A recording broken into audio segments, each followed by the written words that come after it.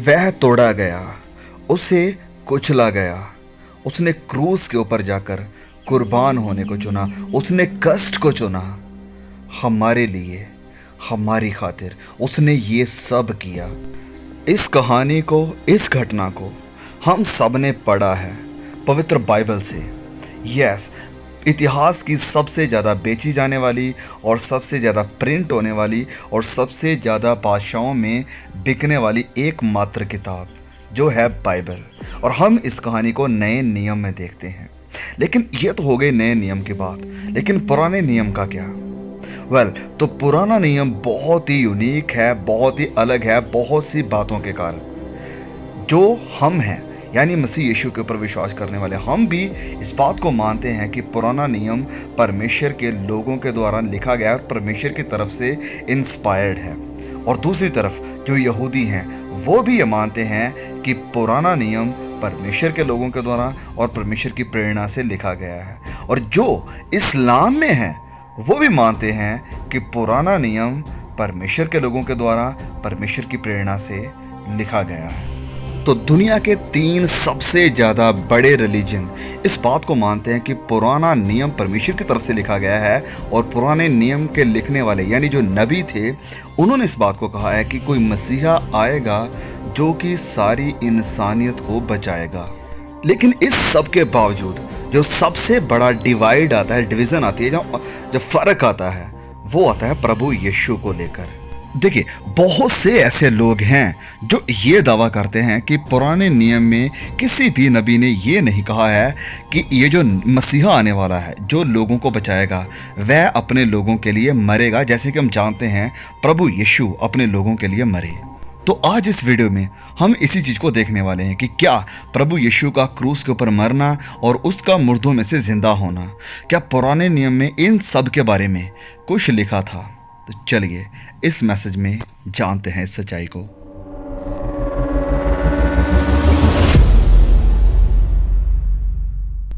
अब अगर आप किसी बाइबल के विद्वान से ये पूछते हैं कि क्या प्रभु यीशु की मृत्यु, उसका क्रूसिफिक्शन पुराने नियम में कहीं दर्शाया गया है, तो आपको बहुत से बाइबल रेफरेंस मिल जाएंगे जो कि क्रूसिफिक्शन को साफ साफ बयान करते हैं। लेकिन आज हम इस वीडियो में उन सारी भविष्यवाणियों को नहीं देखने वाले हैं। हम देखेंगे सिर्फ एक भविष्यवाणी को जो कि यशायाह नबी की स्क्रोल से या किताब से हमें देखने को मिलती है। और हम नबी यशायाह की किताब के एक ही चैप्टर को देखेंगे और देखेंगे कि क्या इस चैप्टर में जो लैंग्वेज है, जो भाषा है, वो इस बात को दिखाती, दर्शाती है कि आने वाला मसीहा लोगों के लिए कुर्बान होगा या उसे कुचला जाएगा। तो नबी यशायाह ने बहुत से दर्शन देखे हैं, बहुत सा प्रकाशन देखा है परमेश्वर की तरफ से आने वाले बादशाह के बारे में, जो कि दाऊद की संतान से होगा, दाऊद की पीढ़ी से होगा और वह पूरी दुनिया के ऊपर हुकूमत करेगा।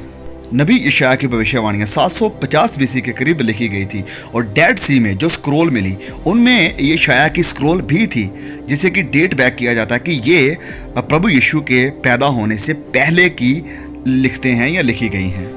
तो अगर हमें प्रभु यीशु मसीह के क्रूसिफिक्शन के बारे में नबी यशायाह की किताब में कुछ देखने को मिलता है तो ये एक बहुत ही बड़ी बात होगी। तो प्रभु यीशु के इस क्रूसिफिक्शन की भविष्यवाणी हमें देखने को मिलती है यशायाह अध्याय 53 में, 53 में। नाउ इससे पहले कि हम इसमें डीपली जाएं, मैं ये बात कहना चाहता हूँ कि आज के जो मॉडर्न जूइश स्कॉलर हैं वो इस बात को मानते हैं कि ये जो भविष्यवाणी है ये किसी मसीहा या यीशु के बारे में नहीं है, वरन ये इजरायली लोगों के बारे में है कि वह कष्ट झेलेंगे, वह दुख झेलेंगे, लेकिन ये असल में मसीहा के बारे में नहीं है। लेकिन अब इससे पहले कि हम इस चैप्टर के कॉन्टेक्स्ट को देखें या इस चीज़ को जानें, ये बात भी बहुत ही ज़रूरी है और हर बाइबल का सच्चा प्रचारक और बाइबल को इंटरप्रेट करने वाला इस बात को समझता है कि जो बात लिखी गई है वो जिस कॉन्टेक्स्ट में लिखी गई है उसके बाद के लोगों ने या उस समय के लोगों ने उन्हें कैसे समझा था, मतलब the earliest interpretation of the scripture, कि सबसे पहले उसकी इंटरप्रिटेशन कैसे की जाती थी। तो जो अर्लीस्ट यहूदी थे जो जूश थे यशायाह नबी के बाद के, उन्होंने इस पैसेज को कैसे समझा था? वेल, हम वो देखते हैं। तो क्या जो अर्लीस्ट जूश थे वो इस बात को मानते थे कि ये जो मसीहा आने वाला है जिसका जिक्र नबी यशायाह कर रहे हैं वह कष्ट झेलेगा? वेल, इसके बहुत सारे प्रमाण हैं, लेकिन हम सिर्फ कुछ ही को देखेंगे।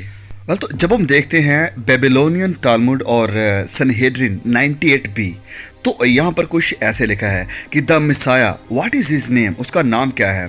द रब्बी से, जो रब्बी है वो कहते हैं कि उसका नाम है the leper scholar, leper scholar उसका नाम है। And as it is said, surely he has borne a grief and carried a sorrows, yet we did esteem him a leper, smitten of God and afflicted. तो ये एक बहुत ही बड़ा प्रमाण है कि जो पुराने जूश स्कॉलर थे, विद्वान थे, वो इस बात को मानते थे कि ये जो आने वाला मसीहा है वह कष्ट झेलेगा, वह दुख झेलेगा, और उन्होंने उसे नाम दिया था, जो नाम दिया था वो था द लेपर स्कॉलर। तो ये लेपर स्कॉलर क्यों? क्योंकि वह जानते थे कि ये जो मसीहा होगा वह बहुत ही बुद्धिमान होगा, बड़ी सामर्थ के साथ भरा होगा और एक परमेश्वर की तरफ से विद्वान की तरह होगा, लेकिन उससे कष्ट भी मिलेंगे, वह अफ्लिक्ट किया जाएगा, और इसलिए उससे नाम दिया गया था द लेपर। लेपर होता है यानी कोड से भरा हुआ, लेपर स्कॉलर मतलब विद्वान। तो सिर्फ सनहेड्रिन 98b ही नहीं, वॉरेन टैक्टिक 98b भी इस बात का प्रमाण देता है कि जो आने वाला मसीहा होगा वो कष्ट झेलेगा, उसे दुख मिलेंगे। और वह कभी भी इस बात को जिक्र नहीं करते हैं कि ये जो चैप्टर लिखा गया है नबी यशायाह के द्वारा ये किसी प्रजा की या किसी कौम की बात कर रहा है। वह इस बात को पर्टिकुलरली एग्जैक्टली मानते थे कि ये बात कर रहा है किसी एक इंसान की, जो कि मसीहा है यहूदियों के इतिहास में आने वाला। और इसीलिए प्रभु यीशु के जो पहले चेले थे वो यहूदी थे। हम अक्सर ये सोचते हैं कि मसीही लोग या क्रिश्चियनिटी सिर्फ वेस्ट से शुरू हुई है या यूरोप से शुरू हुई है, लेकिन इतिहास गवाह है, हम सब जानते हैं कि क्रिश्चियनिटी शुरू हुई थी यरूशलेम से, इज़राइल से, और इज़राइल में जो प्रभु यीशु के पहले चेले थे, उसे मानने वाले थे, उसके पीछे चलने वाले थे, उनमें से सब लोग यहूदी थे। तो मसीहत को सबसे ज़्यादा फैलाने वाले सबसे पहले प्रभु यीशु के सुसमाचार को, कलाम को लोगों तक लेकर जाने वाले, फैलाने वाले सबसे पहले यहूदी लोग थे। क्यों? क्योंकि उन्होंने नबी यशायाह की इस भविष्यवाणी को पढ़ा था और उन्होंने एग्जैक्टली देखा था कि जो कुछ नबी यशायाह ने लिखा है वह सब कुछ प्रभु यीशु के ऊपर आकर पूरा हो रहा है। तो हम नबी यशायाह की इस भविष्यवाणी को पढ़ेंगे जो कि यशायाह अध्याय 53 में हमें देखने को मिलती है। मैं इस वचन को पढ़ूंगा और आप भी मेरे साथ पढ़िए और हम देखते हैं कि कैसे ये सब कुछ प्रभु यीशु की मृत्यु के ऊपर उसके क्रूसिफिक्शन के साथ फिट बैठता है। तो चलिए हम इस वचन को पढ़ते हैं। तो जब नबी यशायाह इस विज़न को देख रहा है वह ऑलमोस्ट मतलब जैसे कि रो रहा है और वह कहता है कि जो समाचार हमें दिया गया उसका किसने विश्वास किया है। तो वह देख रहा है इस पूरे विज़न में उस सारे कष्ट को, उस सारी पीड़ा को, सारे कुचले जाने को जो कि ये मसीहा जो आने वाला है उसे झेलना है जिसे। और वचन 2 में नबी यशायाह लिखते हैं, क्योंकि वह उसके सामने अंकुर के समान और ऐसी जड़ के समान उगा जो निर्जल भूमि में फुट निकले। उसकी ना तो कुछ सुंदरता थी कि हम उसको देखते और ना ही उसका रूप ही ऐसा हमें दिखाई पड़ा कि हम उसको चाहते। ओके, तो यहां पर लिखा है कि वह है उसके सामने। कौन किसके सामने? जब हम देखते हैं वह यानी ही को, तो यहाँ पर बात हो रही है प्रभु यीशु की, लेकिन किसके सामने? तो इसको लेकर बहुत ही अलग अलग इंटरप्रिटेशन दी जाती हैं। तो कुछ लोग कहते हैं कि यहाँ पर बात हो रही है इज़राइल की, कि इज़राइल के सामने, और फिर कुछ स्कॉलर ये भी मानते हैं कि यहाँ पर बात हो रही है परमेश्वर की, कि वह परमेश्वर के सामने। और आगे लिखा है कि अंकुर के समान, अंकुर यानी एक टेंडर शूट, और आगे लिखा है कि ऐसी जड़ के समान। अंकुर के समान, जड़ के समान। ये सेम रेफरेंस है जो हमें देखने को मिलता है यशायाह अध्याय 11 और उसके वचन 1 में, कि जस्सी की नस्ल से या घराने से एक ब्रांच निकलेगी, एक जड़ निकलेगी।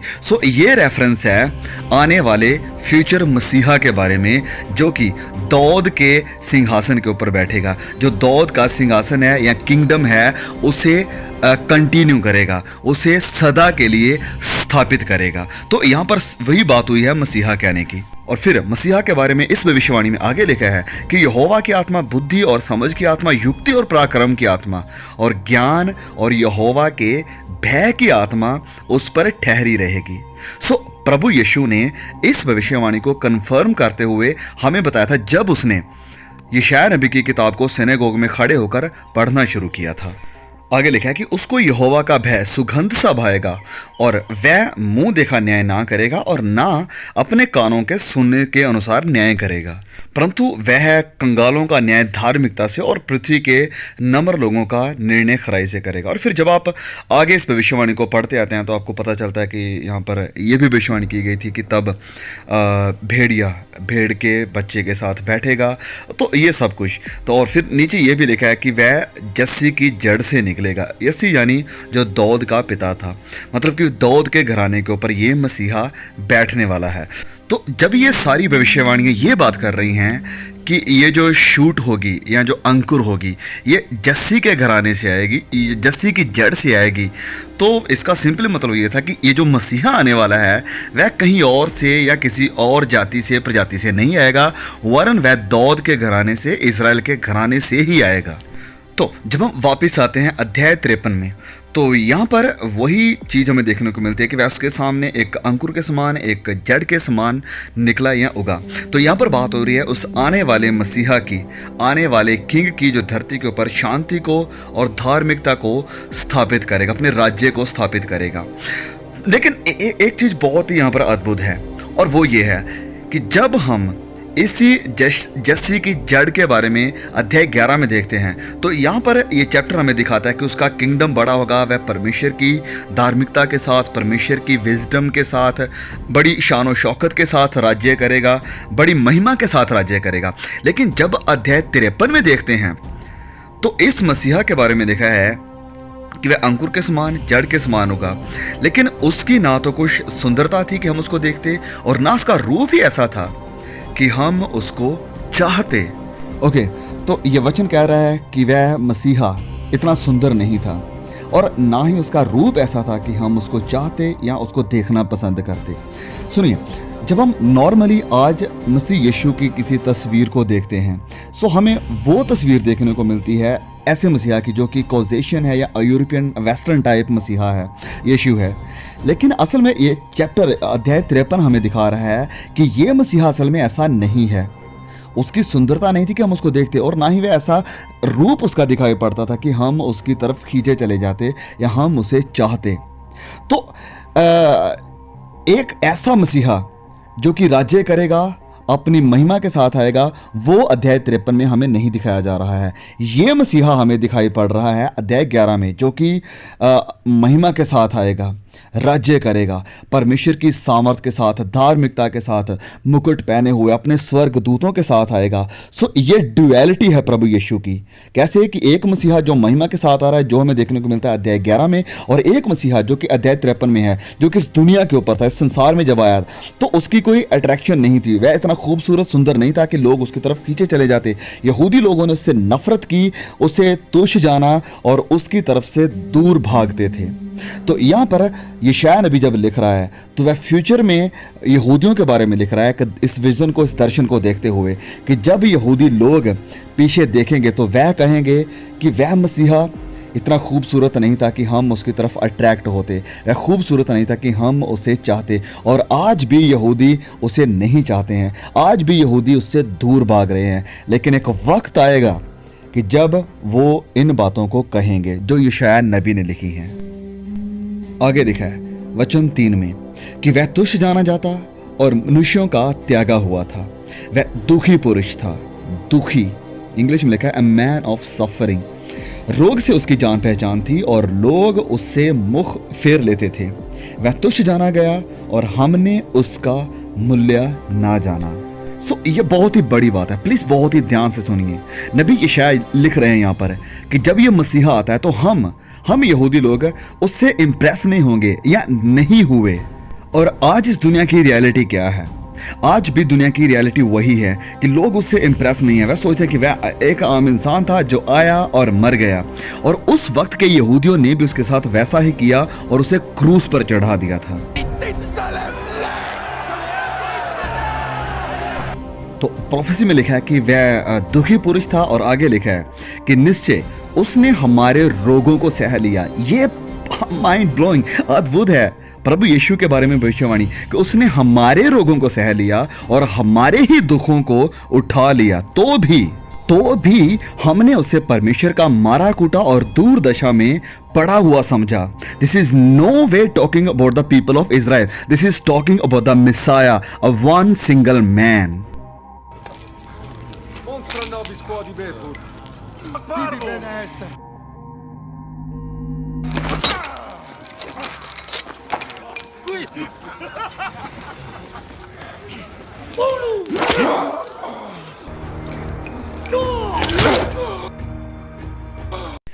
तो ये मसीहा किंग, ये बादशाह, ये जब कष्ट झेल रहा है, दुख झेल रहा है, जब ये पनिशमेंट को सह रहा है, तो ये हमारी थी। ये भविष्यवाणी ऑलरेडी कर दी गई थी कि उसने हमारे रोगों को सह लिया, हमारे ही दुखों को उसने उठा लिया।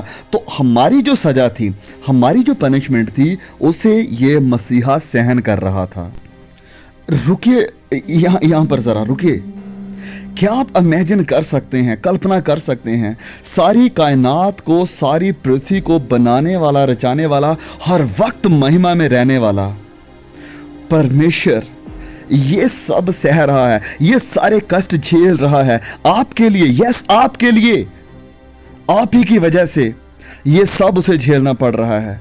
आप ही के गुनाहों की खातिर वह सब कुछ ये सह रहा है और रो रहा है, पिता से दूरी बनाकर परमेश्वर से दूर खड़ा है। किसके लिए? आपके लिए, मेरे लिए। Oh my, thank you father, thank you अब्बा, thank you Jesus, thank you. तो भी हमने, क्यों ये वचन कहता है कि हमने? क्योंकि जब यशायाह के लोग, यानी यहूदी लोग देख रहे थे मसीहा को इस हालत में, दुख में पड़ा हुआ, तो उन्हें लग रहा था कि ये परमेश्वर का मारा कूटा है, परमेश्वर की तरफ से उसके ऊपर ये सारी सजा आ रही है। तो यहाँ पर क्लियरली इजरायली लोग हैं जो इस मसीहा को देख रहे हैं कि वह हमारे दुखों के कारण घायल हुआ, हमारी ही सजा को उसने उठा लिया, लेकिन फिर भी हमने उसके साथ कैसा व्यवहार किया, हमने उसे किस नज़रिया से देखा। आगे लिखा है, परंतु वह हमारे ही अपराधों के कारण घायल किया गया, वह हमारे अधर्म के कामों के कारण कुचला गया, हमारी ही शांति के लिए उस पर ताड़ना पड़ी कि उसके कोड़े खाने से हम लोग चंगे हो जाएं। तो यशायाह नबी कह रहे हैं कि वह हमारे अपराधों के कारण घायल, इंग्लिश में लिखा है पियर्स, घायल किया गया, वह हमारे अधर्म के कामों के कारण कुचला गया। तो नबी यशायाह यहाँ पर सुसमाचार को एक्सप्लेन कर रहे हैं। वह कह रहे हैं कि ये मसीहा, हम जानते हैं कि ये जस्सी की जड़ से निकला है, ये दाऊद के घराने से आया है, संतान से है, लेकिन ये मसीहा, यस बिल्कुल, वह महिमा में आएगा, अपनी पूरी शान और शौकत में आएगा, लेकिन उस शान और शौकत में, महिमा में आने से पहले उसे बहुत कुछ सहना पड़ा। वह हमारे अपराधों के कारण कुचला गया, घायल किया गया, वह हमारे लिए कुर्बान हुआ। सुसमाचार, इंजील, जिसे हम गॉस्पेल कहते हैं, ये यहाँ पर है, पुराने नियम में है, इस नबी यशायाह की किताब में है, अध्याय 53 में है। आगे वचन 7 में लिखा है कि वह सताया गया तो भी वह सहता रहा और अपना मुंह ना खोला। जिस प्रकार भेड़ वध होने के समय और भेड़ी ऊन कतरने के समय चुपचाप शांत रहती है, वैसे ही उसने भी अपना मुंह ना खोला। तो हम इस चीज़ को पूरा होता हुआ साफ साफ देख सकते हैं नए नियम में कि जब प्रभु यीशु को अदालत के सामने लेकर आए थे, जब उसके ऊपर इल्ज़ाम लगाए जा रहे थे, उसने अपना मुंह नहीं खोला, अपने आप को डिफेंड नहीं किया। अब प्रभु यीशु ताकत के साथ, सामर्थ के साथ भरे हुए थे।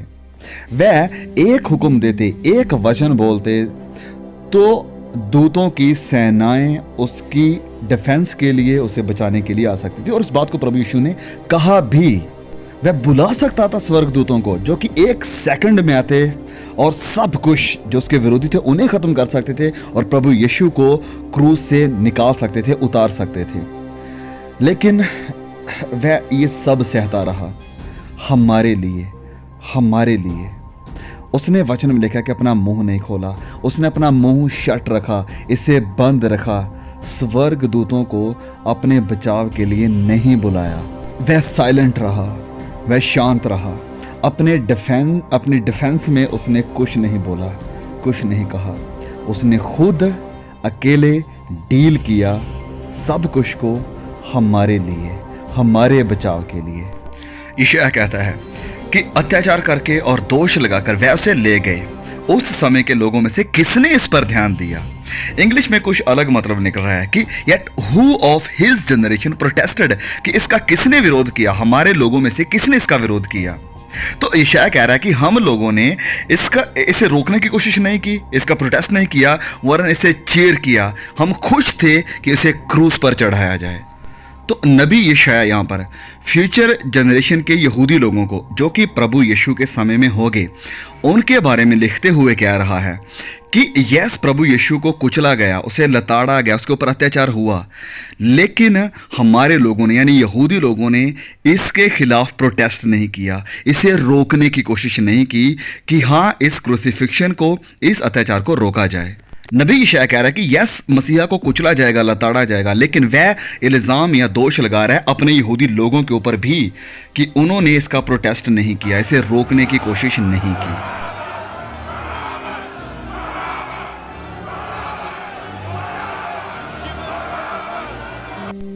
आगे इसी आयत में लिखा है कि वह जीवितों के बीच में से उठा लिया गया, मेरे ही लोगों के अपराधों के कारण उस पर मार पड़ी। अब अगर ये सुसमाचार, ये गॉस्पल नहीं है तो मुझे नहीं पता ये क्या है, वो भी पुराने नियम में। उसकी कब्र भी दुष्टों के संग ठहराई गई और मृत्यु के समय वह धनवान का संगी हुआ, यद्यपि उसने किसी प्रकार का उपद्रव ना किया था और उसके मुंह से कभी छल की बात नहीं निकली थी। तो भी सुनिए, तो भी यहोवा को यही भया कि उसे कुचले, उसी ने उसको रोगी कर दिया। आगे, जब वह अपना प्राण दोष बलि करे, in English his life an offering for sin, कि उसका प्राण पाप के लिए एक कुर्बानी, एक बलिदान बने। My goodness, do you understand this? क्या आप इस चीज को समझ रहे हैं? रुकिए यहाँ पर और सोचिए इसके बारे में। ओके, तो आज बहुत से ऐसे लोग हैं जो कि प्रभु यीशु के क्रूसिफिक्शन को डिनाई करते हैं, इसका इनकार करते हैं। मुस्लिम भी हैं और यहूदी भी हैं। यहूदी कहते हैं कि ये क्रूसिफिक्शन यानी प्रभु यीशु का क्रूस के ऊपर चढ़ाया जाना एक नए नियम की इन्वेंशन है, ये मसीहों का मानना है। लेकिन हम यहाँ पर साफ साफ देख सकते हैं नबी यशायाह के द्वारा प्रभु यीशु के क्रूसिफिक्शन को पहले से ही क्लियरली बयां कर दिया गया है। नबी यशायाह की ये किताब, ये भविष्यवाणियाँ प्रभु यीशु के आने से सैकड़ों साल पहले लिखी गई थी। आज अगर किसी इंसान को जिसने प्रभु यीशु की मृत्यु के बारे में सुना है और देखा है और उसे ये चैप्टर दे दिया जाए, तो वह कह ही नहीं सकता है कि ये चैप्टर यीशु की मृत्यु से पहले लिखा गया है या बाद में लिखा गया है, क्योंकि ये क्लियर डिपिक्शन है प्रभु यीशु के क्रूसिफिक्शन की। तो जब हम आगे पढ़ते हैं वचन 11 में, 11 पढ़ने से पहले मैं यहाँ पर कहना चाहता हूँ कि जब हम पवित्र बाइबल को पढ़ते हैं तो हर बार हमें कुछ नया देखने और सीखने को मिलता है। परमेश्वर हमारे ऊपर प्रकट करते हैं और इंग्लिश में ये हिंदी से ज़्यादा क्लियर है। चलिए मैं आपके लिए इस वचन को पढ़ता हूँ। आगे लिखा है कि वह अपने प्राणों का दुख उठाकर उसे देखेगा और तृप्त होगा। अब इंग्लिश में क्या लिखा है? इंग्लिश में लिखा है कि after he has suffered he will see the light of life, कि दुख उठाने के बाद वह जिंदगी की रोशनी देखेगा। अगर हम लिटरली इसे ट्रांसलेट करें हिंदी में तो ये क्या है? I mean what is this, मैं आपसे पूछना चाहता हूं। यस, ये रेजरेक्शन है, प्रभु यीशु का मौत में से जिंदा होकर बाहर आना है। आगे लिखा है, बहुत ही ध्यान से पढ़िए और सुनिए इसे, कि मेरा धर्मी दास बहुतेरों को धर्मी ठहराएगा और उनके अधर्म के कामों का बोझ आप उठा लेगा। आगे लिखा है, इस कारण मैं उसे महान लोगों के संग भाग दूंगा और वह सामर्थियों के संग लूट बांट लेगा, क्योंकि उसने अपना प्राण मृत्यु के लिए उंडेल दिया। इंग्लिश में लिखा है, he gave his life unto death, क्योंकि उसने अपना प्राण मृत्यु के लिए उंडेल दिया। वह अपराधियों के संग गिना गया, वह धर्मी था, वह पवित्र था, लेकिन उसकी गिनती हुई अपराधियों में, गुनहगारों में। अपराधी तो हम थे, गुनहगार तो हम थे, लेकिन वह भी गुनहगारों की गिनती में आ गया। तो भी उसने बहुतों के पाप का बोझ उठा लिया। क्या ये नए नियम की भाषा नहीं है? क्या ये क्रिश्चियंस की, मसीहों की भाषा नहीं है, जो पुराने नियम में नबी यशायाह के द्वारा, जो कि एक यहूदी है, इस्तेमाल की जा रही है? वह बहुतों के पाप का उसने बोझ उठा लिया, बहुतों के पापों का। और फिर आगे ये वचन क्या कहता है कि अपराधी के लिए विनती करता है, अपराधियों के लिए विनती करता है, जिसका मतलब है कि इंटरसीड करता है। और नया नियम हमें कहता है कि हमारा एक ही बिचवई है, एक ही मीडिएटर है, और वो है खुदावंद यीशु मसीही। तो ये चैप्टर, ये भविष्यवाणी सिर्फ यही नहीं कहते कि प्रभु यीशु हमारे लिए कुर्बान हुआ, वरन ये भी कि वह हमारे लिए इंटरसीड करता है, विनती करता है। इसीलिए हम प्रभु यीशु के नाम से प्रार्थना करते हैं। और यीशु ने कहा भी है कि तुम मेरा नाम लेकर पिता से जो मांगोगे वह दे देगा, कर देगा। तो क्रिश्चियनिटी की, मसीहत की जो बेसिक डॉक्ट्रिन्स हैं, जो फाउंडेशनल डॉक्ट्रिन्स हैं, सुसमाचार, गॉस्पल, प्रभु यीशु का कुर्बान होना और मुर्दों में से जिंदा होना, वो सब यहाँ पर है, इस चैप्टर में है। ये चैप्टर हमें कहता है कि प्रभु यीशु हमारे लिए कुर्बान हुआ, हमारे अपराध को उसने उठा लिया। ये चैप्टर हमें कहता है कि जिंदगी की रोशनी उसे दी गई, दैट मीन्स रेजरेक्शन। ये चैप्टर हमें कहता है कि उसने बहुतों को धर्मी ठहरा दिया। और ये चैप्टर हमें ये भी सिखाता है कि वह मसीहा जो कष्ट झेलेगा, वह इंटरसीड भी करेगा, वह बिचवई भी बनेगा, हमारा मीडिएटर भी बनेगा। अब सवाल आपके लिए और बहुतेरों के लिए ये है, जो भी इस आवाज़ को सुन रहे हैं, कि क्या आपने इस सफरिंग मिसाया के ऊपर विश्वास किया है, जिसने आपके कष्ट को, आपके बोझ को अपने कंधों के ऊपर उठा लिया और आपकी सज़ा को अपने ऊपर लेकर क्रूस के ऊपर कुर्बान हो गया? क्या आपने अपनी ज़िंदगी इस मसीहा के हाथों में सौंप दी है, जो कि सिर्फ कब्र में ही नहीं रहा, जो कि मृत्यु के मुंह में ही नहीं रहा, वरन मृत्यु को मात देकर कब्र से बाहर आकर साबित कर दिया, ये जाहिर कर दिया कि मौत और कब्र के ऊपर भी उसका अधिकार है, और वो जो मुर्दों में से जिंदा हुआ, आपको भी मुर्दों में से जिलाने की ताकत रखता है।